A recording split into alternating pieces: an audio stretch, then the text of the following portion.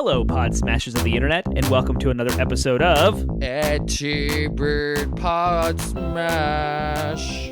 Where Gaming Goes to Grab a Beer. We are your hosts, Penguin and Termite. I'm Penguin. And I am Termite. We are a weekly video game podcast smashing together ideas that you care about with video games. That's right. And if you were confused by the sound I made when opening my beer, it was because it is a crowler and quite heavy. So I was sitting there like trying not to drop it spill anything on my computer. Be very careful with how I open it. It was great. It was a good experience. But we'll get to that in a second. First, tonight we are talking about a pretty hot topic, but it's like very recent in like the common zeitgeist, I guess is the best word. Maybe not the best word to describe it, but a word to describe it. But it's a very recent conversation about NFTs or fungible. How do you pronounce that? I don't know. I say fungible. Yeah. Okay, good. Yeah, non-fungible tokens. And if you have no idea what this is, then you are not alone. I did not know about this until like a couple weeks ago. I've seen it. I've seen a couple mentions of it here and there. It's kind of popped up on my news feed, but I was not paying attention until very recently when I ran across it in something and I was like, what is this anyways? I keep seeing this pop up. And so I Googled it and I was like, wow, this is fascinating. And kind of stupid personally, but like stupid in an interesting way. So We'll talk about it. Why does it have anything to do with video games? We'll talk about that. We'll explain everything about what it is, but you're going to have to wait a little bit if you're confused and never heard this idea before. Because we do want to talk about what beer we're drinking as a podcast where gaming goes to grab a beer being our tagline. And I have a lot to share about my beer, so I'll let you go first.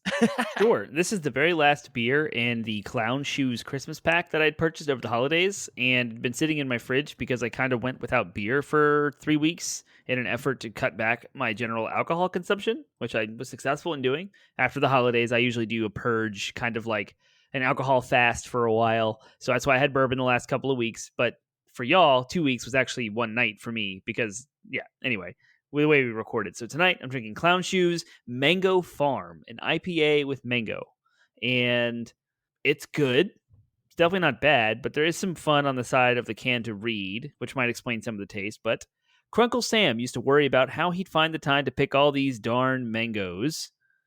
But the orchard's new owner has a few helpful techniques from her days as a bubble farmer that instantly boosted productivity of the mango farm. Thanks to her, they've already harvested more mangoes in a month than all of last year. Now they just need to keep the Intergalactic League of Farmers happy. This crisp and juicy IPA hits the spot like a freshly picked mango on a hot summer day. Mango puree and a hot bill including Mosaic, Cascade, Asaka, and Simcoe make Mango Farm an oasis of fresh fruit flavor. I don't get in nearly as much of the mango as that description makes it out to be. It's like a really good IPA. It's good quality, good balance, and good feel. It's got some weight to it. It's pretty heavy, but I'm not getting a whole lot of mango. Oh, yeah, that's unfortunate because if you have mango as sort of like it's billed with mango flavor, you want mango. Mango's like the best of all those flavors. Yeah, personally, I think. I mean, it's there. There's mango flavor in it. It's just not like what this is describing. Right. So it's good, though. Yeah. It's good. Mm-hmm. I would give it like a 3.5 out of 5. Sweet. Drinkable. Yep. I am drinking. This is really exciting for me because I joked about this on our Instagram account I guess it would be a few weeks ago from the point that our listeners are hearing this. But I like to say that we have an unofficial sponsor. And by sponsor, I simply mean they gave me free beer and I promised to promote them on our podcast. But nice. I was actually on your side of the mountain the other day. No, I wasn't. I'm already on your side of the mountain, technically. I was on your side of the state a couple days ago, and I was visiting some friends, and one of the friends who was throwing this a baby shower, was a friend who they started a brewery. They're good friends of mine. They did not have a brewery when we were friends living together and stuff and hanging out all the time, which is unfortunate. It's not till after I moved they all his brothers decided to start a freaking brewery, but they started a brewery of their own. They are the Elkton Brewing Company in Elkton, Virginia, and they are taking off. They are taking that town by storm. They are rocking it with what they've got going on there. And yes, they are brewing awesome beer, tons of cool styles and everything, and they're doing a lot of really interesting stuff with beer. I'm going to talk more about them in my favorite things because, of course, I am. But this beer that I'm drinking, they gave me 3 crowlers, but 2 different beers. So one was a double up. And part of it is because they were trying to get rid of it. but they gave me a beer they call the Polar Bear. It is a blonde ale, I think is what it was described on Untapped as when I looked it back up. But it's a Christmas blonde ale, which is not something I would typically think it, you think blonde ales, you think summer, you think spring. This is got like a cranberry note to it, is kind of what it was. But it's got more flavors than that. I'm again, it doesn't have a description because it's a crowler, but it had a lot of different flavors off it. But the one that stands out to me is cranberry. It's got like a nice kind of reddish pinkish hue. Honestly, I said on Untapped, it reminds me of like cranberry 7-Up that always is out around Christmas time. And That's like good. my families would always get it around Christmas. It's like a beer version of that. It's really good. Tart, crisp. You definitely get the cranberries, but it's still that like Belgian-y kind of blonde, little bit of multi flavor. It works so well together. It's amazing, unique flavor. It's not exactly like when I first took a sip of it, I was like, that's kind of funky. Like I would put it in Strange Ways funky section. But the more I drank it, I was like, this is actually really unique and really good. So Elkton Brewing Company, if you are a local in Virginia, it's probably only a couple hours away from you. You go to Elkton, Virginia, you hit up Massanutten, get some skiing on, or you go hit up JMU and go like crash some college students party. But you swing by Elkton Brewing Company and you grab yourself one of their beers. But in particular, if it's around Christmas time, hopefully they have this Polar Bear again. It's awesome. So, yep, that is my plug for Elkton Brewing Company. Thank you for the free beer, guys. Hopefully you listen to this. That's my plug. Yeah, you rated him a 5 for Polar Bear on Untapped, which is pretty good. It's good. It's a good. Not a lot of 5s get thrown around on. But I do not know Untapped. how I'm going to drink this whole freaking crowler. It is a lot of beer for one episode. You just sip it. Just keep going. You just don't stop. You don't think about it. You just keep going. All right, we are way further. Thanks to my, heavy plugging of my friends there in Elkton. At the Elkton Brewing Company, we are now way further in for beer than we normally would be, so we don't have a lot of time, but is there anything you wanted to chat about before we jump into our segments? There was, yes, the talk. There's two things I want to talk about. Do you want to talk about E3 or Persona? I don't really want to talk about E3, but we probably should talk about E3. So let's do that, and then we'll catch Persona on the flippity flip. Okay. In lieu of our news show, there's been a lot of murmurs and rumors and things. Take with a grain of salt. E3 did confirm the ESA confirmed that E3 was going to go virtual this year for 2022 in light of the pandemic and Omicron and the crazy surge that we're having now. But more recently than that news is apparently it's in shaky water, and they're having trouble putting it together internally. And there's rumors that E3 could actually be canceled entirely. And, you and I were speculating over Slack, like this could be the end of E3. Yeah, not necessarily the end of the ESA, but certainly the end of that event. And I don't think the gaming industry would miss it too much. I mean, yes, we would miss what it used to be, but the last few years, the showings have been kind of crappy. So it's time to die, guys. It's time to die before you get embarrassing. Or and let it go for a few years, then try to bring it, relaunch it in a really big way. But for now, no, not if we get more of what we got last year, then we're done. And last year was unique because we had the pandemic, which stopped all of being able to get together, and it kind of put a huge pump the brakes on content that could have been created through the 2020 year into 2021, leading up to E3. So I can give the ESA a pass. They canceled E3 altogether in 2020. So when they came back in 2021, we thought they would actually have a showing, and they did, but it was still very mild and light. And if they haven't been able to recover from that and show us something this year, and if it's struggling to come together, I think it's struggling because of Jeff Keighley's presence now being so strong with Summer Game Fest and the Game Awards. And so E3's, if you boil it down, like E3, what it originally was something for shareholders. It was a business meeting. When they started to make it more consumer friendly and invite the public in, it became more of a show. And then it became like this amazing, the entire gaming industry gets together for 1 week out of the whole year and shows off all the things with which we should be excited about for this year, next year, and maybe the year after. Every year, it was just this big hype moment, and it's been awesome and really cool. The single spot to get an insight into anything new was that 1 week. But now, as it's evolved and changed, we're getting a big show like that with some of the other Tokyo Game Show, Gamescom, Consumer Electronics Show, and now Jeff Keighley's Summer Game Fest and Game Awards. It's almost like, where is E3 in relation to all those other shows, and is it still relevant? And I think I would argue that E3 was bigger only because it had that history. It was first. And it was like those other shows were the ones who were the kind of upstarts.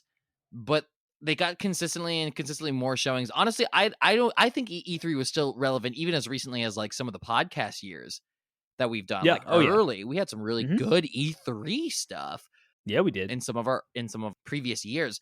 What shot it and started fatally bleeding was when Nintendo left originally. I know that was before our Yeah. show, but that was the beginning of the end, I think, for E3, but they still probably could have survived had PlayStation not slit their throat on top of that. I don't know why I'm really gruesome with these metaphors tonight, guys. Yeah, I Sony should backed out too. I should Like, check in with my therapist because they got really dark really fast. But yes, I do think Sony, kind of put that final nail on that coffin. And then from there, it was just like Microsoft tried to keep the hype alive, but they just couldn't. And then the pandemic was just sort of like an inevitable. I mean, if they had still had the hype and Sony was backing them, they might have been able to pull something together. But they just don't have the hype anymore because Sony's like, yeah, we're out. And I think yeah, that and was like what did it to it. Nintendo did the Nintendo Direct thing where they were spacing all their big announcements out on their own, and Mhm. rightfully so, because they don't have to compete with anyone else for the attention. And then Sony, they had their own PSX show for a couple of years running, and that's canceled now. And they have the Sony State of Play videos that come out that are kind of like the Nintendo Directs, and they get their announcements out that way. And then they partner with some other things. Like we had Mark Cerny's unveiling of the PlayStation 5 technology at the Games Developer Conference for GDC. That was virtual as well. And so like Sony's kind of like split all of their announcements across the year on their own. Nintendo does the same. And now it's just like E3 and Microsoft are together. And you have like Devolver Digital and what was Bethesda, which is now Microsoft. So like the gaming industry landscape has changed, even with just Microsoft acquiring Bethesda, even because that was its own show separately. So now it's the PC gaming show, Microsoft and Devolver Digital, with like EA and Ubisoft and Activision all kind of having like smaller showcases on the side, but like there's so much overlap between those and their platform holders because right, Sony's showing Activision, stuff. Activision gets most of their stuff, they kind of lump together with BlizzCon too. So Yeah. they kind of have their own show that they split as well. But nevertheless, like with the bad press surrounding those, it was one thing when there was less just kind of like toxicity, I think, towards some of these developers. Like when people, nobody has ever really loved EA, but like EA had, when there was less controversy, it was like people wanted to watch their shows to see what they were bringing to the table. And same thing with Activision and same thing with Ubisoft. Nowadays, It's just like, I don't want to hear you people talk. You're abusing your employees. You're sexist. You're predatory with your microtransactions. It's like no, nobody wants to hear that anymore. So, or the only companies people want to hear from, it feels like anymore, are Sony, Nintendo, and Microsoft. And then, of course, some of the bigger name, third-party developers that aren't tied to a specific publisher like From Software or CD Projekt Red, for better for worse. Right. And Bungie also for better for worse. Exactly. And that's my Capcom. point, is like this doesn't seem like there's anyone. The only people that people are listening to are the big three, and now 2 out of those 3 have pulled out entirely. It's like, let's let it die. So yeah, I think it's probably about all we need to talk about. Yeah, I really think quickly, we covered it. Yeah, it was 2 just in the sentences. news, like, yep. How much are you loving Persona 5? Oh my gosh! Like, I told you. It's so good. Yeah, it's bringing me back to. We didn't want to talk about this, but it's nostalgic as crap because the PlayStation golden age of JRPGs existed for me, and I lived through that, and I could go on and on about that. But Persona 5 modern day, I haven't had that Japanese RPG experience that I've had since my PlayStation golden days in the 90s to now, like until now. Like even Final Fantasy 7 remake was too modern. Final Fantasy 15 was too modern. Like the Tales games, they're more modern. And even Ni no Kuni, like other JRPGs that I've played, like they feel disconnected from that golden age. And or if they're like, Persona they may 5 be is good, like, they may be good, or they may be like classic in the JRPG sense, but they're not like great games. Persona's both. It's a classic it feels like a classic JRPG while being also an incredible game with a well-written story, well done combat system, beautiful art style, incredibly stylistic, artistically stylistic, ridiculously good music. Oh my gosh, yeah. So I'm with you, man. I can't wait for you to play Strikers. So now that you have it through PS Plus, I don't know when you're going to be able to make time for it with your schedule, but Strikers is also a solid like 40-hour platinum and one playthrough, and really gives you that like I'm glad we're doing a season 2. It's like the less good season 2 objectively story wise, but it's also just like I'm so happy we're back with these characters. Nice, right? It's so fun to be just. Yep. All right, cool. For the audience's context, I'm in November, and I guess that's the end of the game because I just read that if you don't have certain conditions met by the 17th, like your game ends, and there's a whole bunch of extra content. When you told me you were at the casino, I was like, you're near the end. but you Yeah. still have, I mean, you like they blast through like December, and then I think they skip ahead to like the end of January, and that is the Royal End. royal. Yeah. All right, well, let's roll on. It's Persona good. 5 Yeah. is for Let's go. sure, between the two of us, a very, very favorite and beloved thing. But Doing this podcast is our favorite thing. doing this podcast is our favorite thing. Favorite Things is a segment of our show where we share with you something we are excited about that's not just Persona 5. Although we could probably do this whole up. I mean, do you want to talk about Persona? Let's talk about Persona 5 the whole time. No, I'm Scratch kidding. NFTs. We've got other things. Yes, we've got to talk about NFTs, or else we have to do this conversation again in a week.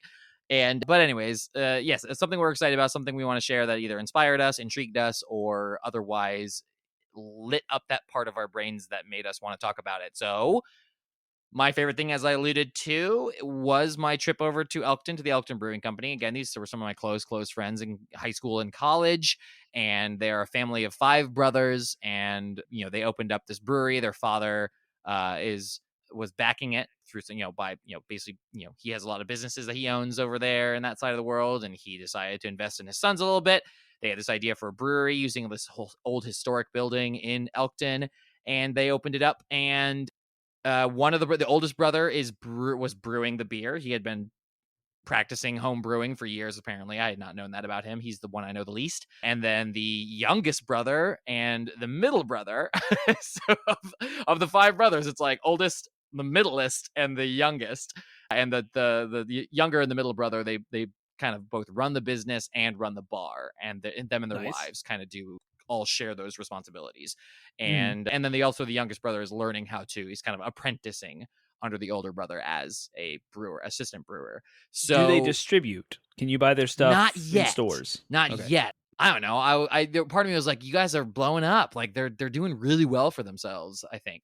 And they're filling a great niche. There was no like brewery or microbrew in that town, and it's like a satellite town to Harrisonburg.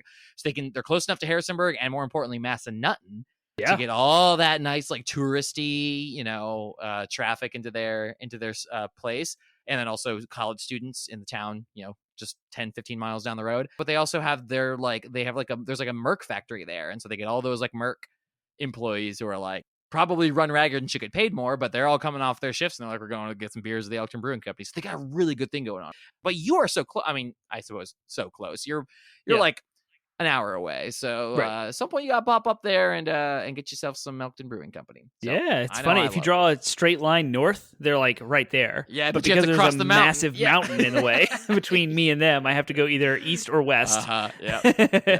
to get them. I can cross the mountain on the north side or the south side, but I have to go east or west. That's really funny. Yeah. Yep.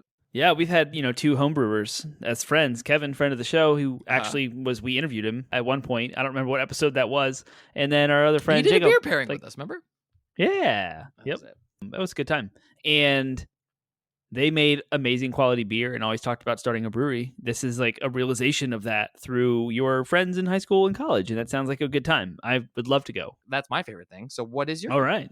My favorite thing was actually the context of my life since we've moved has been kids home from school, moving, and then holidays, which are all crazy in and of themselves, lots of stress, and then kids home from school for the winter break, which childcare confusion schedule, and then snowstorm continuing to delay kids being home, and then I contracted COVID, which put us in a 10-day quarantine with the kids home because of the Albemarle County restrictions. And then my wife just contracted COVID yesterday. She tested positive. So the 10-day cycle restarts, meaning my son has been home from school since the 17th. Today is the 17th. Yes, it's been a full month. He has not been in school. And kids are driving us insane. They can't leave. They can't hang out with people. We're isolating because we cannot let them get COVID because it'll restart the cycle again. And it's affecting our jobs. Like my wife doesn't have vacation hours. She's going to have to work take off work this week. She cannot work because she has COVID, and she will run out of vacation hours and work with that, or no pay. That's it. She's just not going to get paid. And I have to work to avoid the same situation. So now she has to break isolation protocol to take care of the kids so I can work it's a nightmare. All of this could be resolved if the government supplied funding to employers to allow hours to be charged for COVID so that people don't have to worry about pay. Because if we could both take off this week, it would be significantly easier to not have to worry about our jobs and focus on isolation, quarantining, and actually dealing with the issue. But instead, our livelihood's at stake. Amidst all of that stress, my wife's car broke down on the side of the road. She had the kids in the car. I was at home with COVID, isolating. I had to break isolation protocol to rescue her because life gets in the way of some, it's all just like a trade-off of impossibilities here. It's like, here's COVID, here's protecting kids, here's all the restrictions, and like your car breaks down and your kids are in the car and you have COVID. Like, you have to go rescue them. They have nothing else to do. Like, that had to happen. So car got towed to a shop. Apparently, we left the oil get too low, which is our own fault, and the engine collapsed on itself. It's dead. It had 250,000 miles. We're already thinking about buying a new car. We were waiting to find the favorite thing in here. It's getting there. Yeah. All right. I'm just trying to set the stage for why this is my favorite thing, because it might not be like, if I just said the thing, it would be like, why is that dumb? That's not. Gotcha. I know where this is going now. I'm exactly. So my wife's car is now at a shop. We had to buy a car. We needed a car because when the kids go back to school, we have 2 different locations, schools and works with which to be at different times, and we need a car for each of us. So we bought a new car. And that's where I'm going with this. It's a 2022 Subaru Forester. It's the Wilderness package, which, like, compared to a regular Forester, it sits a little higher off the ground. It has a little higher horsepower engine, and it allows for a more robust, like, 4-wheel drive system that allows you different modes. And, like, it's more than just their all-wheel drive that they put in regular Foresters. It's, like, meant for off-roading. That's why they call it the Wilderness. It's like supposed to climb mountains and like be off-road, whatever. Pretty. I love the way it looks. It's great. We test drove it. We test drove some other things as well. Landed on this one. And today, this is why it's my favorite thing, because getting a new car is exciting. It is in and of itself. But the reason why it's my favorite thing is because the getting it was very smooth. I like drove to the dealership and I was like, I just need today to go well. I need a smooth day. I want no hiccups. We have to take these kids to a car dealership and they have to be entertained for the hours it takes for the credit checks and the financial papers and the signing documents and all the crap that has to happen. Like, I just need today to go well. And it did. It was smooth sailing. Everything just happened. We got the new car. Everything is great. There's no sacrifices or like compromises we had to make. It's awesome. It's perfect. It fits all of our needs. It fit our budget. We have the monthly payment dialed in exactly the way we want it. I have no buyer's remorse. I feel nothing. Like, it's perfect. And it worked, and we were excited about getting a new car. We got out of the house for the first time in like 15 days, which was nice to like see the atmosphere we live in and like get out of these 4 walls. And that's my favorite thing. That's it. Nice. Right? Yeah. Sorry for the rant. I'm super happy for you. I love my Subaru. I mean, the Subaru is super reliable. And I mean, like, it's got amazing safety ratings, right? Which as a parent was like the selling point 5 for us. star. We're like, amazing safety ratings. I love the 4-wheel drive too. Yeah. This episode is brought to you by Subaru, everybody. Yeah. All right. I wish. Well, we have just enough time for a really quick DLC. Downloadable content is a segment of our show where we have a conversation about video games that you might not have ever thought to have. This time it is going to be somewhat inspired by our main topic. We're talking about NFTs. NFTs are closely associated with blockchain technology, which is also heavily associated with cryptocurrency. So we'll be talking a little bit about crypto. So I got a really quick, easy DLC for us. If you were coming up with a currency, what video game a cryptocurrency, like if you started your own cryptocurrency, what video game currency would you name it after? With the twist being you have to be able to change one of the letters so that it still sounds the same but looks different. So if you're doing I got it. You got it? Perfect. If you're doing rupees, you have to change it to like Rup II, right? RUPII or something, or RUHP. You can add a letter to. You got one? Okay, what's your? It's not rupees. What's your cryptocurrency? It's GIL, but it's GYL. That was one that I came up with. I picked a different one because I had a feeling that you were going to go that direction, but you literally changed the exact same letter. I love it. I love it. Yeah, and it's completely unprompted. I had no this is it. Like right now in the just your description, I came up with GIL like you did. So GYL. Awesome. Yeah. Mine is going to be. Hold on, I need to see if I'm not quite. Mine is going to be from the game Zork. The currency Oh, there is yeah. called Zorkmid, which I think just already sounds like a freaking cryptocurrency. Zorkmid. If like a cryptocurrency came out Oh, that's tomorrow, totally, yeah. Zorkmid, you'd be like, oh yeah, that's a Yep. cryptocurrency. Yeah. So if I were to change a letter, I guess I would have to change, like, my instinct would be to change the I to a Y as well. But to be, just because we just did one that was a I to Y, I think I might change. My other thought was to change the K to a C, so it'd be Zorcmid. Zorkmid. Oh, yeah. That would Yeah. work. Yep. Perfect. So that's it. Good job. Good pull. So Yeah. thank you. So we want to hear, that was a super quick DLC. We usually talk about them longer, but I had a feeling it was going to be. Yep. Yeah.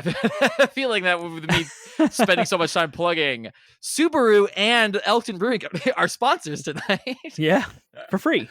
You're welcome. Yeah, that we'd have to do DLC pretty quickly. So we want to hear your DLC idea. We want to hear your cryptocurrencies inspired by video game currencies that you come up with, that you would name it if you were starting your own cryptocurrency. You can find great lists of all the types of currencies on the internets. There's plenty of options. So we want to hear all that and more. So Termite, where can they share their cryptocurrencies with us if they were inspired to come up with some? Please don't share your entire love for Coinbase and all of your cryptocurrency investments and how we should be jumping on that bandwagon by telling us not to do those things at 80bitpodsmash.com. That's our landing website where you'll find links to all of our social media outlets, Facebook, Instagram, Reddit, and Twitter, as well as a Discord server. The link to that is in all of our show notes. We have a link tree. You can click on that single link and it'll take you to our page with everything you would need, as well as 80bitpodsmash.com is our hosting site that has all of our podcast platforms for your audio listening needs: iHeartRadio, Stitcher, Spotify, Google Play, Apple Podcasts. We are everywhere, as well as the RSS feed is there. You can throw it into any third-party app that I may not have mentioned here, and for your listening convenience. If we don't exist somewhere you would like us to be, you have to let us know so we can change our infrastructure and put ourselves there just for you, because we want this episode beamed into all of the ears of the world with which to expand our community and to have fulfilling, meaningful conversations surrounding video games and maybe some other random things with you. So please do that. It all starts 80bitpodsmash.com, 80bitpodsmash.com. All right. In addition to all of that, we are announcing that we will be selling the NFT for this episode. Oh, gosh. And start the bidding at, I don't know, what do you want to start the bidding at? I feel like we're still a modestly small podcast. Yeah, I was thinking like 100,000, but yeah, I think we're about 5 times. We've been around for 5 years, so 5 times that value. Yeah, we'll start the bidding there. So just it's sort of it's like a silent auction. So just send the bids to 80bitpodsmash.com, 80bitpodsmash@gmail.com. Yeah, that'll work. Anyways, if you were like, what the heck are you talking about? Then again, you're not alone. This is a very new thing in the world, and so we're going to talk about non-fungible tokens tonight. And I mean, what the heck? So yeah, let's jump into it then. So it is weird. Every single time I feel like I have a grasp on it, I don't. And it's like a continuous loop. Like, I thought I understood it. I have a computer science major. I get this stuff. But then I read some more things and I'm like, that's not what I thought it was. And it's a continuous loop. And I still like, yeah, the technology, I don't think I'll ever fully understand blockchain, but like, I get the concepts behind the technology, and I get even the like concept of the, like, what an NFT is and what its value is, or perceived value. Of course, anything's value is just perceived value. Right. But what I don't understand is the practicality of, like, how do you go about this? It's not like, yeah, whatever. Well, let's explain what it is, and then we'll have people. Yeah. And then people still have questions after this. Then hopefully they're similar to our questions, and we can all find out together. But what is a non-fungible? I want you to explain it, because you are better at this kind of thing, I think. So what is non-fungible tokens? All right. So I'm actually going to read a definition, because then I can maybe digest it with the knowledge I have from computer science-y things. So nintendolife.com, give them the link. There's a writer. His name is Thomas Whitehead, who wrote an awesome, very long article about NFTs, specifically in games then, but also breaks down what NFTs are. NFT, non-fungible tokens. They're a digital asset that are stored in a blockchain. More accurately, if you purchase an NFT, you buy a unique token that is then stored on a blockchain. Blockchain is best considered as a shared online ledger maintained across multiple computers on a shared network. The concepts aren't new, to be clear, but the evolution of cryptocurrencies in particular, such as Bitcoin and Ethereum's Ether, and a host of smaller alternatives, has transformed awareness and usage. NFTs are often traded in those cryptocurrencies, which are where some of the debate can be confused and lose context. But in early cases with gaming, consumers earn NFTs through gameplay. We'll get there in a minute. So NFTs, what you are buying, when you buy an NFT, you are buying the token. That token is kind of like analogous to a receipt. Yeah, it's just like a unique code, basically, right? Like it's kind of. It's like, there's a blockchain. Yeah. So the blockchain is a ledger, which is a great analogy for like every transaction. Say you like balance your checkbook and every single transaction is there, but instead of it just being between you and the bank, it's actually like transactions between random people, but everyone has to be made aware of it, and it's all done over peer-to-peer, meaning it's all distributed. So you get a copy of the ledger, I get a copy of the ledger, an update happens, say, elsewhere in the world, eventually it trickles to us through all of the next time we interact with anyone.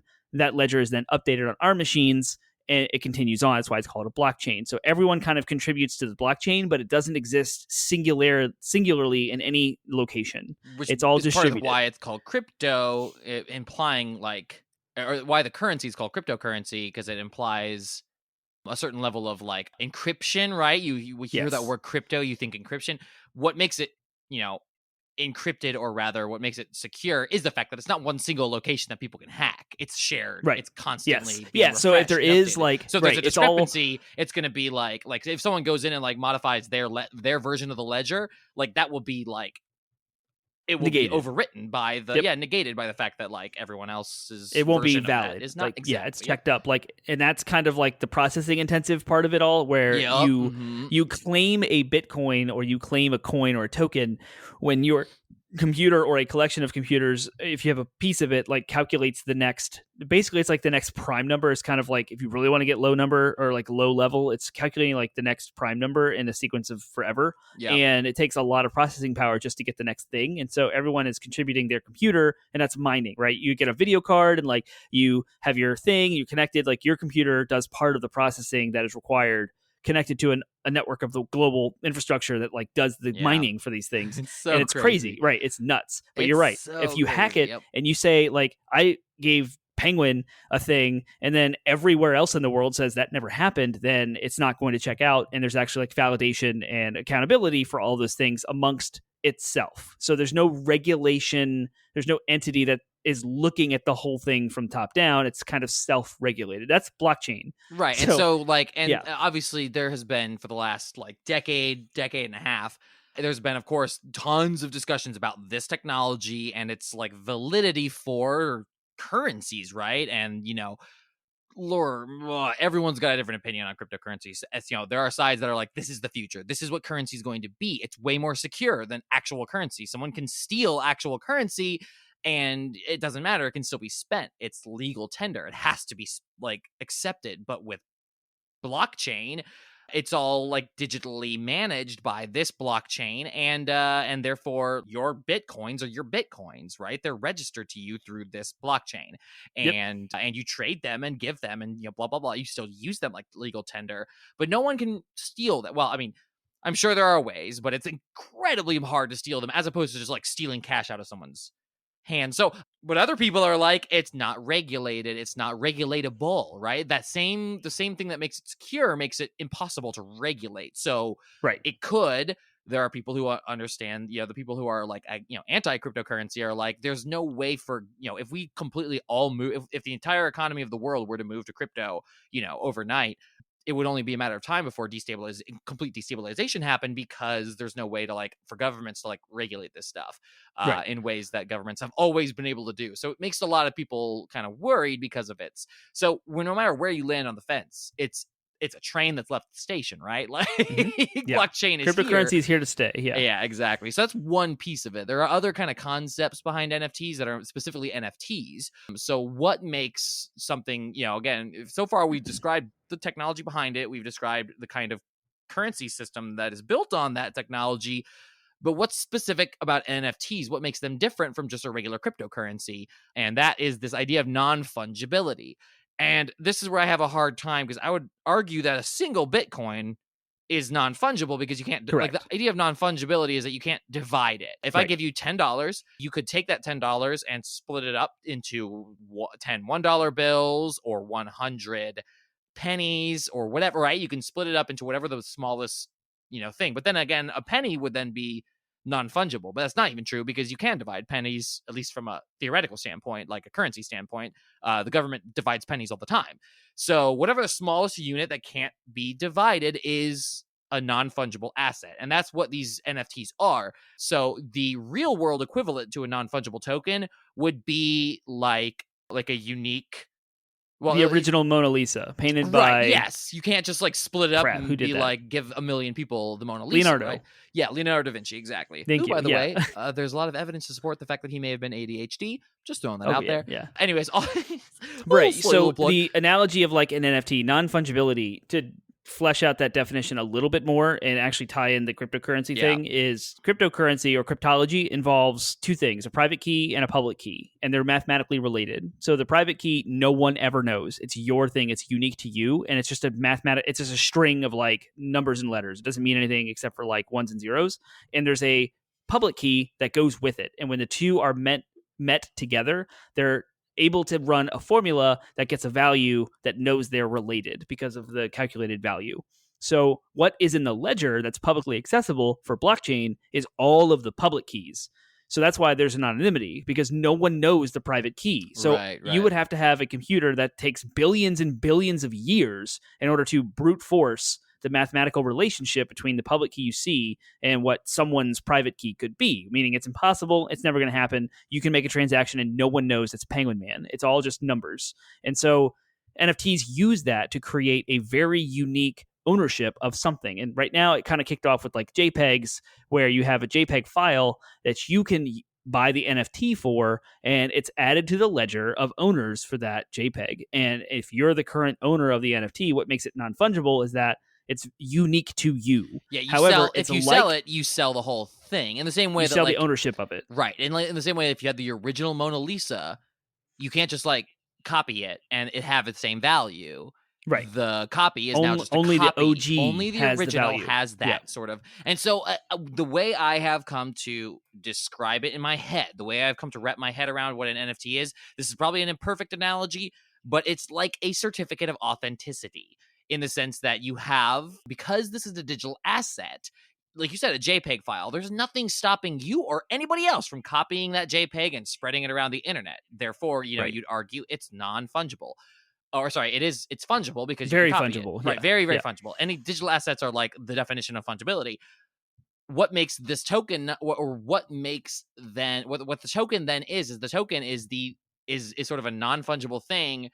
It can't be copied because, like you said, it's encrypted with this private key, and it basically says like you have this certificate of authenticity, the NFT. So anybody can have the JPEG file as their background on their computer, but you own the thing that says that it's the original, that your copy was the original, and you own this. Yeah, again, basically it's a certificate of authenticity, and also what goes along with it is how it's being applied, rather, is that you own the thing itself. So like, if you have this, theoretically, if you have this non-fungible token, you could theoretically, again, if and when there are laws around these kinds of things, if you presented that to like a court of law that accepted it, you could basically say, I own this thing. I own that picture. So everybody who has that JPEG now owes me money in royalties, is a way that it could be. Again, there's no laws for this, of course, right now, but that is a way it could be applied in the future. So what people are doing with non-fungible tokens now are like, celebrities are selling their digital works of art, or even just digital artists. A real artist can sell their original copy of the painting. Leonardo da Vinci,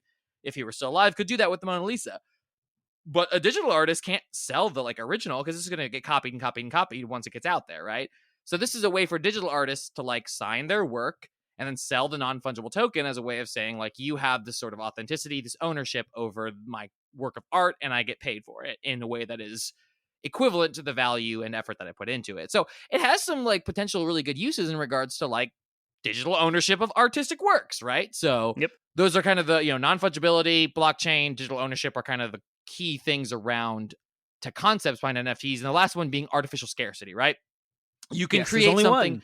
Right. There's only one. Exactly. And so, but it's not a real, right, because there's no real scarcity of a JPEG file. It's literally Right. infinite. As much as there is processing power on the planet, you could have infinite or as many, maybe not infinite, but as many as that processing Yep. power storage out there, electronic storage for that copy of. Yeah, where the analogy of like the Mona Lisa kind of falls apart with this is if you do have an NFT for a JPEG, that JPEG is literally the exact same thing down to the bits across all of the computers. Yeah. And your token is the thing that has any value. Exactly. Right. Which means Yep. the perceived value of the token is only in the eyes of the beholder and those who care about it. Otherwise, it's literally the same thing. It would be an impossible feat, but the analogy falls apart here because it'd be like taking the Mona Lisa and copying it down to the molecules to make a replica of it, of the original, meaning it's literally scientifically the exact same collection of molecules and subatomic particles that you can then distribute everywhere in the world as many times as you would like by right clicking on it and clicking save.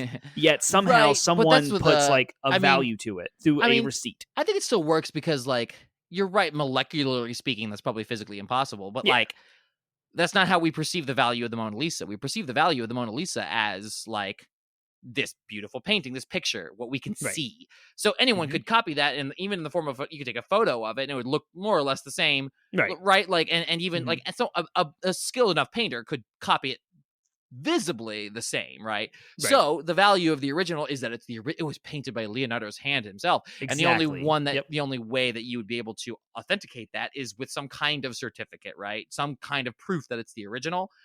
And that's what the NFT is. So I really do think that, again, you're right. The Mona Lisa itself is not a great example, but the idea of if there were a certificate of authenticity for the Mona Lisa, that would have value. That would have incredible value. A little piece of paper signed by Leonardo saying this is the original. Oh yeah, that little piece of paper would be super, super. But even a piece of paper, in reality, it's probably like a a historical change of like transactions between where it came from and where it is now. And yeah, like but even a but document could be forged, and that's the point of a NFT is that, and that is what makes an NFT something that could possibly in the future be recognized by courts of law.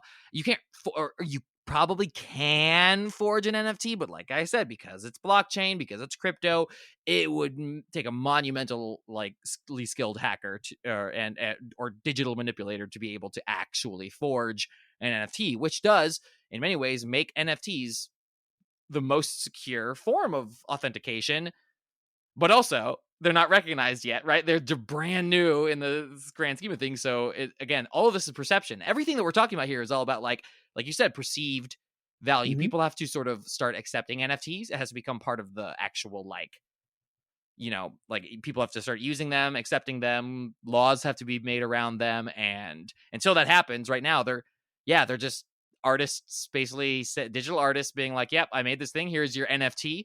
And yet there's already a market for them. People are spending stupid amounts of money on NFTs right now for, like, Elon Musk's wife sold like some of her tweets and NFT signed them, and those tweets got sold for like hundreds of thousands of dollars. It's insane. Like, what people I own buying. a tweet. Okay, but yeah, right. Okay, all right. With that. Yeah, exactly. So anyway, artificial scarcity, that's kind of the last piece. I think that's kind of the main concepts that I kind of understood. There's probably a ton of more like implications and stuff, but those are the ones that are going to be relevant to what we're going to be talking about, which we're a gaming podcast. We're 48 minutes into the show. What do NFTs have to do with video games? How could NFTs be implemented into gaming, and what would this change about the landscape of the gaming world? Ubisoft is kind of in the crosshairs for this because they started it with Quartz, which is like in beta. It's a whole thing, like playable NFTs. And again, going through Nintendo Life's article here, what that service is it offers, quote, digits, which is just branding for NFTs that take the form of cosmetics in Ghost Recon Breakpoint for PC. These NFTs weren't directly sold to players initially, but they were distributed on a first-come, first-served basis if you claimed them or met certain in-game requirements, such as playing for a minimum number of hours. The initiative is partnered with Tezos, which is the cryptocurrency platform that's like Ethereum or whatever. So Tezos is yet another thing. It's like Dogecoin, Ethereum, all the Litecoin, whatever. Well, Tezos is another one. Transactions seem to be taking place with the Tezos cryptocurrency. So anyone that sells a Quartz digit will need to navigate the Tezos wallet system and follow the multi-step process. That's the blockchain. That's the ledger. That's the thing that's unique to Tezos if they want to convert the sale into conventional currency like US dollars. So what that means is like you get a unique in-game item that's a cosmetic in this situation, but it could be a whatever, but a jersey in FIFA. It's only yours, right? It's an NFT. It's non-fungible. It's unique to you. You can't copy it. Your account gets this one unique thing that you can then go onto the internet and show off to the world that you are the one owner of this in-game item. And because it's Ubisoft and it's kind of used in their video game, they can actually control it, so you can't right click and copy it. Like, it's actually a thing that just belongs to the you. game. I mean, It's it would be super very easy unique. to write that if you had like a cool horse or something in a game. It's a unique horse. They could. Can you imagine like you spending art, like you being an artist spending like what is? Sorry, I'm like thinking about this as I'm saying it, and so all of the thoughts are coming out all at once because I'm ADHD. What is more valuable, a horse that like for $5 that like a million people buy, or like a horse that one person buys for $200,000? I don't know. They're the ones doing the math, but that's the point, is like you could have your artist spend time designing a horse that is unique. It's got your name printed on it and is like on fire and, poops rainbows or whatever. And you could, the game is programmed where like, yeah, you have to have this token in order to like that even to show up in the game. It would totally be easy to program. Like, I mean, it wouldn't even require that much security other than the NFT itself, right? It's just like, yep, you only get this cosmetic if you have this token. And so whenever you log in, the game checks, do you have this token? Yep, you got it. Good. Here's your poop unicorn with your name on it or whatever.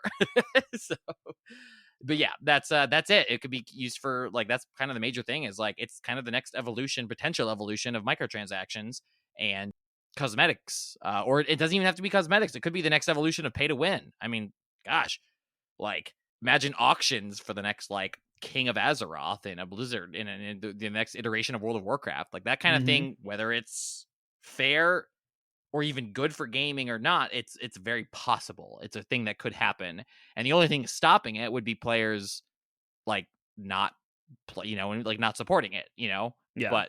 But they don't need. We'll get there. That's the whole point. They don't need everybody to support it. They need only the people who are sold on it to support it, right? So, anyways, we'll get back around to that. The idea of NFTs also, with like in gaming, you would be able to sell your unique jersey or your new gun skin in Halo to like you could sell that off. Yep, right. You could then auction. You could turn around and auction that back off. Yep, absolutely. And this is where it gets away from like the end user agreement, like the EULA of a game. They can't enforce your transaction if they go that route, because it does crypto. It is encrypted. They don't know the exact owner of it. So if you're Ubisoft and you're looking at your servers and you can see these jerseys logging into your games, like you might be able to see what account logged into it and equipped it, but you don't know who owns it or where it came from because it's all encrypted. So you can sell it to anyone and no one can track that down to an individual person. This is where I think they might change slightly the model here. I still think that they would own the NFT. I think Ubisoft, for example, if we're going to lean into that, Ubisoft would totally maintain ownership of the NFT. The NFT itself, of course. The actual code.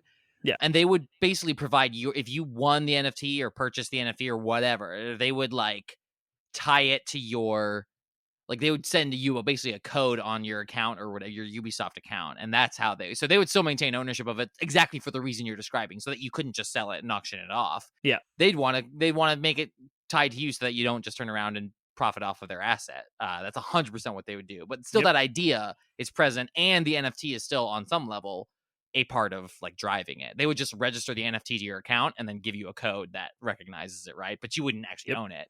Or I would imagine that's how they would do it, right? And that would be written into their EULAs and everything too. Yep.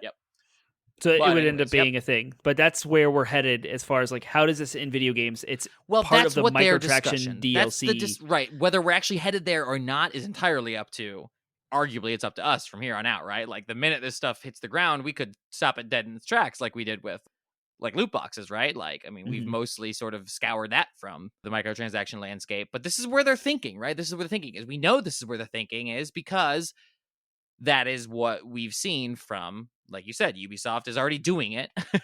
Yeah. And then Square Enix recently released or the president of Square Enix, right? He released a letter, and we don't have to read the whole thing, but he basically mentions NFTs, and he says NFTs, this was NFT year one, and we could totally find a way to, to implement this technology into our games. And so, yeah, Final Fantasy VII Remake Part 3, you might have dresses available for Tifa that only you can have in the entire Yep. world, and you Yeah. can show it off. It's your dress, It's your thing. and you spend $100,000 on it. So, Yep. And GameStop announced that they're launching a division to yeah. develop a marketplace for non-fungible tokens and establish cryptocurrency partnerships. So Yeah, they want to GameStop is jumping basically, in on it. GameStop wants to be the basically storefront for this. It's not completely unforward thinking, right? Like, it's not a bad idea for GameStop to do, especially with their business is struggling. But like, basically what they want to be is they want you to log into GameStop.com and then go through their site to purchase NFTs for various games. So the games Right. implement them, and then GameStop is sort of like the auction house, right? Mm-hmm. Yeah, it's nuts, man. So this is where the industry, whether you like this idea or not, it's where the industry is headed. You And probably then, can you'd tell be by able the to tone of my sell voice. your NFTs. Yeah, you probably can tell that. But like, you'd be able to sell your NFTs on GameStop's hosting website through your true, GameStop true. account, and like GameStop would get a portion of the sale, but that would be the place to like get you visibility to the world. Like, I want to sell this NFT, and the Ubisoft game is not providing me enough attention. So go through a retailer like GameStop and throw it on there, like eBay. It's just like, oh, I can go to GameStop and I can search all of Destiny's skins. It doesn't matter where it comes from, but here's the list of all the prices, et cetera, and we go on. But yeah, so well, let's talk then, since we're kind of leaning into that right now already. Let's sort of, we've kind of been objective in talking about what NFTs are probably going to look like in the gaming world, and hopefully you understand their importance. But we're going to lean into that importance. But we're going to do so by kind of breaking this up in the way we always do. What are kind of pros and cons, upsides, downsides of NFTs being in games? What are the kind of possibilities you foresee, and where do you see it going? I think we both agree it's mostly downsides. Therefore, I'm going to challenge you. Let's start with, what are the potential upsides of NFTs? How could this be implemented in a way that is actually positive for gamers and not just predatory microtransactions? I would posit that, number one, NFTs do allow for the possibility, like you said, of user creation. So you have Minecraft, right? Minecraft sort of was the epitome of user created gaming, where like a lot of the fun of that game comes from, what do you and your creativity, what does that bring to the table? So you could possibly you could have NFTs. If you had games that have like that run on servers that you own, you could like use NFTs as a way to like sell access to that server and actually make a decent profit off of it, as opposed to just whatever, right? And then I think NFTs could possibly be used for very highly secure, much higher security. We have multi-factor authentication. We have lots of passwords and accounts and logins and stuff like that. NFTs would potentially, if you had a solid enough like foundation, you could use NFTs, I think, as a way to increase security in a lot of these platforms without having to have things like passwords, right? If you have an NFT registered to you that you can somehow authenticate to, then you don't need to use a password to log in again, right? Because the NFT provides you the security that you need. You have to authenticate to this NFT to be able to log in. I think there's some really cool possibilities of these tokens, depending on their implementation, that are beyond just sort of the most predatory version. What are your thoughts on that? I'm struggling to come up with any positive feedback for that. So I do want to talk about the negative aspects. I don't, because they're numerous.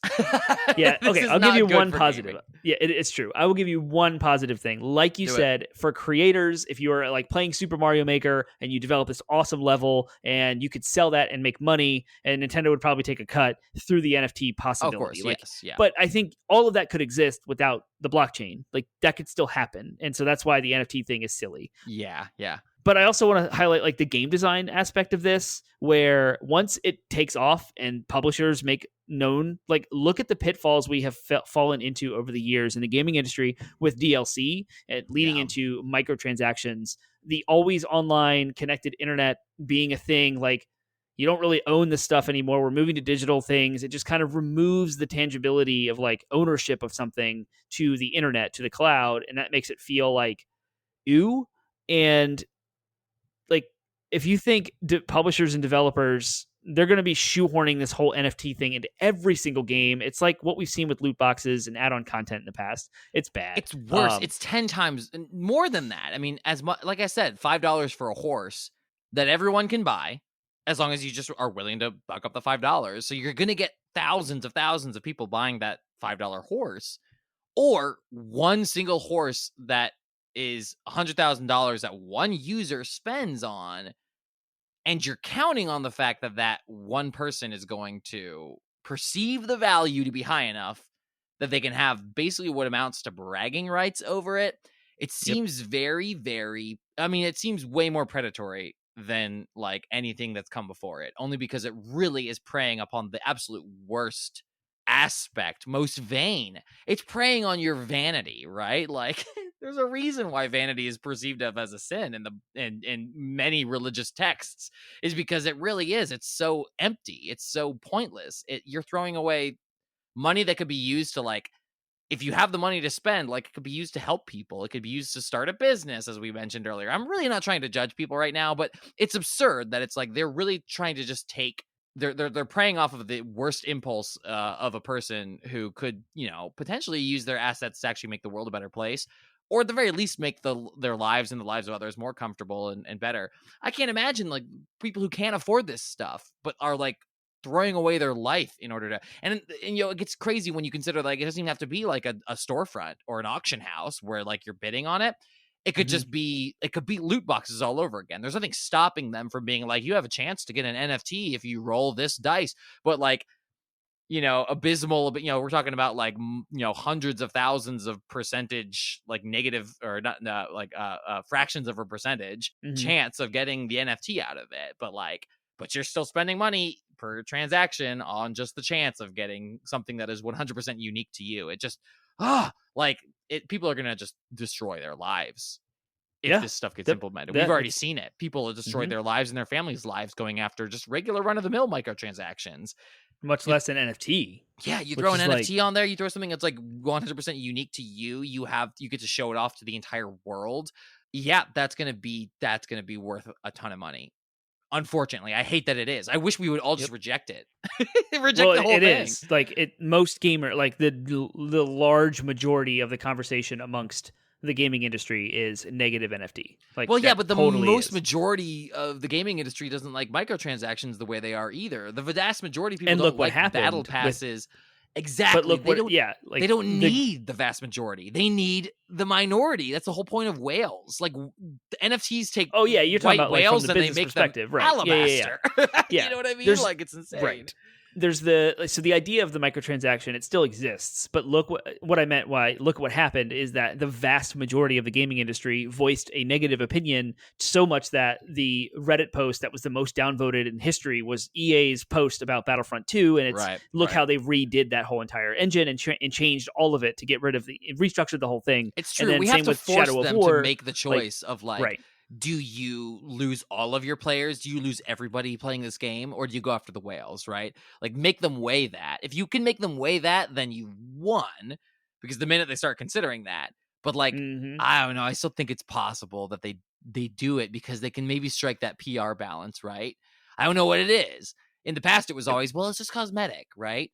Like, that's how we got away from the Battlefront thing, is like Blizzard still does it with Overwatch because it's still just cosmetic, guys. It's fine. We can loot box because it's just preying on your vanity. We're not preying on your like sense of competition. That's a whole different thing.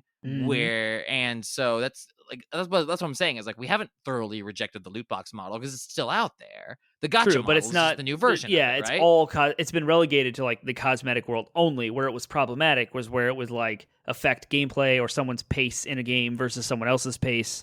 But that's where they're going to argue that. That's what I'm saying is they're going to do the PR spin. Guys, it's just cosmetic. Yeah. Right. It's just a horse that's got your name on it. Like, what's so bad about that? Right. Right, but that's where it's like, but you got to, like I said, you got to draw the line somewhere and say, like, no, the entire it doesn't matter if it's just cosmetic at that point, because that's even worse because, if you're destroying someone's life because they want to win a game, that actually kind of makes more sense to me. Like, pay to win, right? Like, at the very least, you know what? I think it's stupid and awful, and that person should not have any pride in their accomplishment at all. But, like, I understand the instinct to be like, yeah, I'll pay $100,000 to be the king of EVE Online, I guess. But if you're just destroying someone's life so they can show off their pretty horse online, no, don't do this. And like, maybe you're thinking I'm exaggerating here, but like, I don't think I'm exaggerating when I say that like people get so blinded by this kind of stuff, by the shiny, right? You're like hijacking a piece of someone's brain, an addictive part of their brain, in order to profit off of their economic devastation. Like, no, please. So it's definitely predatory. The cons outweigh the pros for sure. It does. And the next thing we've highlighted a little bit, but I'm actually this is an official downside. If the game or the servers go down, then the NFT that you personally own, that little certificate that says you own Oh something, is no, no you're longer right. like it's gone. I It's not gone. considered that. Yeah. Whoa. Like that's so it's very scammy, and it's very like these new startups that are coming up, these companies that are selling NFTs outside of the gaming industry, stand up things, sell NFTs, make a ton of money, and then shut down. And then they keep all the money. And then all the NFTs are worthless because the stuff that they bought NFTs against are all gone. They erase. So if Fortnite crashes, it's done, and Epic Games decides, we're going to move on to the next thing, Fortnite 2. So everything in Fortnite 1 is gone. Bungie sort of did this with Destiny from Destiny 1 to 2, and a lot of their online currency was no longer valid in Destiny 2, yet they didn't shut down Destiny 1. You can still use it. That's the difference. It would be as if they shut down Destiny 1 entirely, which made everyone's it's like all in-game those, it's like wallets all the, I mean, irrelevant. I think of like Uncharted, right? Like even just in the, again, we're talking the realm of vanity here. Like I can never get, you have platinums on your Sony account that I can never get because the Uncharted online servers or whatever are shut down. Is Uncharted the right example? I don't know. It is for the PS3 versions of 1, 2, and 3. The online Uh-huh. servers did shut down, and so you can no longer. Those trophies are now forever gone. Yeah, so and there are the examples of that. Even if yeah. if it's exactly. So you can't get the platinum in those games. Correct. And I can't either because I only did the remaster, and that still Gotcha. exists. Yeah. Well, so there are games out there that like the platinums are like no one else can ever get them just because of the way they were designed. That's why, again, we've talked about this before. Like, please stop including multiplayer requirements Trophies. in your trophy list because, like, get that out. Because at some point the servers are going to shut down. You know, and you're not spending money on platinum trophies. So again, ultimately at the end of the day, it's relatively innocuous. Now imagine if you did spend. Imagine if you spent $100,000 on that platinum trophy, and even if you did have the ability to resell it or whatever, like the servers are shutting down, so you're never going to be able to go in and see that pretty horse, right? That pretty horse, for all intents and purposes, is gone. There's nothing you can do. It only exists in your screenshots of it. Like, and what are you going to do? Sell those? I suppose you could register them to NFTs and sell them, but like perfect example. Way. Yeah, there's no Star way. Wars Galaxies, an MMORPG that completely went offline as far as like the Sony Online Entertainment Network. It's gone. So, but there was gold farming, and there was things on eBay. You could buy accounts, you could buy items, you can buy in-game items with real money. And again, that was against the EULA. Like that was illegal. You can do it in WoW now. You can still buy gold. You can buy in-game stuff, but WoW still exists. So that's why the analogy doesn't hold up. But Star Wars Galaxies is done. And if anyone else stands up a private server and you can replay that content, which I guess people have done, you can pirate the game, you can do whatever and still play it. But the things you spent real money on that original account are now gone forever, and you'll never see that again. So I hope it was worth it. Like in that time, in that moment, maybe it was worth it. And that's an individual decision. In my head, I'm really trying to everybody wastes money on something, right? Like I'm really trying. And that's what I'm saying. Like I'll give you the benefit of the doubt. If you spent money on Star Wars Galaxies, if it brought you had you a great joy, time, then exactly. Then you got value for that money and that purchase at that time. Right? How valuable is drinking a beer? At the end of the day, like it's gone. You pee it out later and you don't get any lasting value, yet it was valuable to you because you had a good time, it made you feel good, and you socialized with your friends, whatever. Like everybody wastes money on something. Literally our entire economy is built around us all just wasting our money on crap. Like there are people who make the argument that I waste my money on video games, and you know what, they're not wrong. I waste a ton of money on video games, all things considered. Right. But there's something slightly different about this. There's something where it's like, sure, like if someone wants to waste their money on an NFT, then let them. But it's the promise of like, you own this thing, it is now yours. Okay, great. I've bought it under the idea that this is now mine for perpetuity, and it is. But the thing you have in your hand, quote unquote, is a receipt that points to something that exists that may not. Like, and the servers are gone. So sure, it's like if you have a little hologram that runs off of AA batteries. But there's always the possibility that they're going to stop making AA batteries, and you'll never be able to show your cool hologram anymore, right? Like, that makes sense. Or just buying a collector's item that has a certificate of authenticity that says this is the only item of this ever made, and then you lose that thing in a fire, but you still have the certificate. It's still in your hand. Like, now it's worthless. Or rather, the opposite. You may have the thing, but the certificate might have burned up. So there's no way you have to prove that your thing is the thing, right? Well, that would be if, like, the whole NFT blockchain collapsed, which is less likely to happen. I suppose that's true, yeah. Right. So those are all like the negative. That's the scammy kind of like scummy startup mentality of like, I'm investing into this thing that's just going to pull the rug out from under me, and now I have a bunch of worthless stuff. with that false promise of, well, you own this. You have the rights to it. You own the IP. You don't have to follow licenses or trademarks or copyrights. This thing belongs to you. And then it's Yeah. like, nope, it's all gone. It's vapor. Done. Yeah. Yeah. No, I guess I'm not too worried about rich people blowing money on unique things, whatever. I mean, I guess you could use that money to like enrich, make people's lives better, but I wouldn't want people judging me on the other end of that spectrum. But that's not what bothers me. What bothers me is the person who spends their life, it ruins their job, their marriage, their relationship with their kids because they're so into this 0.0000 times 100 one chance of getting this thing out of a loot box that they spend $1 per loot box on. Doesn't matter, they're still spending $1 million trying to get a thing, maybe never getting it. It's like heroin, right? Like you're chasing the dragon, right? It feels very predatory. That's what I care about. It's very predatory, and it's, again, all those ideas of like artificial scarcity we were talking about. Like, this is the definition of it, right? Like, microtransactions in the first place are artificial scarcity. It's attaching a value to something that is ultimately value. It's ultimately at least as valueless as a single bit of electricity, right? Like, there's nothing valuable about microtransactions in the first place. There's perceived value.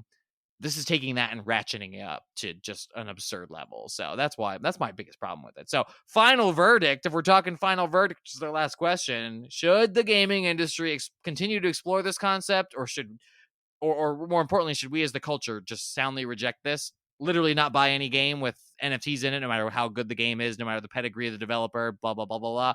Should we soundly, resoundingly try to say no to this concept? Or should we embrace it and say no? Okay, all right. I was gonna say, like I feel like I'm leading you in a certain direction that I know you already want. I was already there.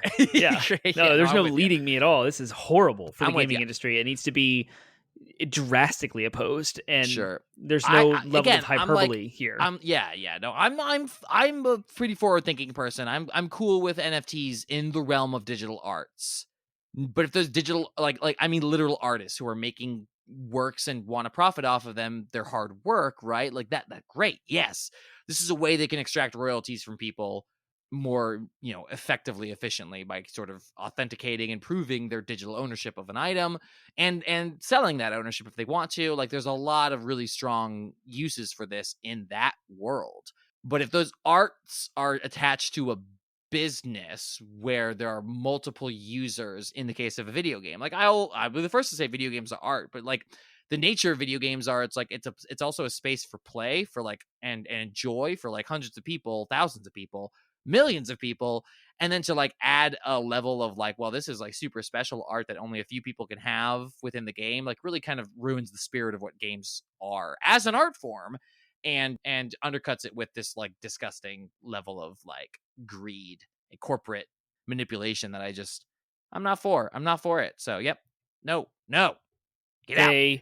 No. And I will close out the conversation with Nintendo Life's please. article's kind of like summary here about it. It's 2 very short paragraphs, so I think it's worth reading just because professional people that are not us know more and write more eloquently than we do. A broad problem that all 3 of our interviewees agreed upon is the lack of regulation, which cuts to the heart of the broad concept, has led to the emergence of scams and abusive practices as individuals and companies try to cash in. Those issues and the negative publicity they bring have contributed to the public hostility that can overlook any positives. As we've seen, there are notable practical issues of bringing blockchain into mainstream gaming too. It's an issue where every positive seems to have a matching negative, so finding the middle ground seems to be the only potential solution. The big question, we think, is what can NFTs and related blockchain concepts bring to games that don't already exist or can't be replicated with a centralized approach? We feel that it's not been entirely proven as of yet. The idea of genuinely owning digital content is very attractive compared to the current flawed reality, but while our games and gaming services are from major platform holders, that won't happen. The strength and binding nature of ecosystems like the Nintendo eShop mean that even disruptive technologies struggle to make a dent on the standard centralized model. For those of us living the Nintendo life, NFTs and all the noise around them will likely still be an issue for other platforms in the coming years, but it's certainly a space that will continue to evolve. It will. It's part of the reason why, we do believe very much in education. We also believe on some level, for our small audience, like call to action. Like if we can convince the rest of you, if you were listening to this, you didn't know what an NFT was, now you do. So you have no excuse when it starts to come up, right? Again, we let you form your own opinion. We are heavily biased, of course, in one direction, but we do hope that you agree with us, of course, as any persuasive arguer should. And hopefully we as a community, in our small way as podcasters, but in a bigger way as a gaming community, can sort of like say, we don't want this in games. Then again, there's a lot of things we don't want in games that still are, so it's not really up to us, but we do our best, right? It doesn't mean you shouldn't speak out against it or not buy, make a sacrifice, right? It'll cost you something. Maybe you don't play God of War Part 7, 8, or whatever because Sony ain't gonna do that, right? They're too good. They're too good, right? They don't have multiplayer problematic toxic just wait till places. it's super lucrative for everyone no, else. Sony really is like a standout amongst all of the craziness with microtransactions. It doesn't have to and be things. a multiplayer game, though, right? It could be a single player game that you have a unique thing. That's the whole point of NFTs. It can be whatever people it's whatever people make of it. So because the only value is the one we perceive. So there's your lesson for the day. Everything only has as much value as we perceive it to have, imagine it to have. Yep. So everything is nothing and nothing is everything. There's that my sounds familiar. What is that statement for the day? I want to say I made it up. No, but it's probably really similar to something. if the literal words are somewhat unique, it's something. There's something that's the same, pretty much. Anyways, whatever. That's the end of the show. That's all we have time for. We want to hear your thoughts on NFTs. Have we persuaded you to think they are the absolute like existential crisis to gaming that they could potentially be? Or are you just like, guys, it's probably not going to be a big deal, and most companies are going to think with their brains and reject it? We want to hear those thoughts and more. We want to hear possibilities that this might actually be a good thing that we haven't considered, that other journalists and think tanks have not considered about NFTs. Where's your brain at? We want to hear it. Please share with us. Termite, where can the good listeners and pod smashers of the internet share their thoughts if they have them on NFTs?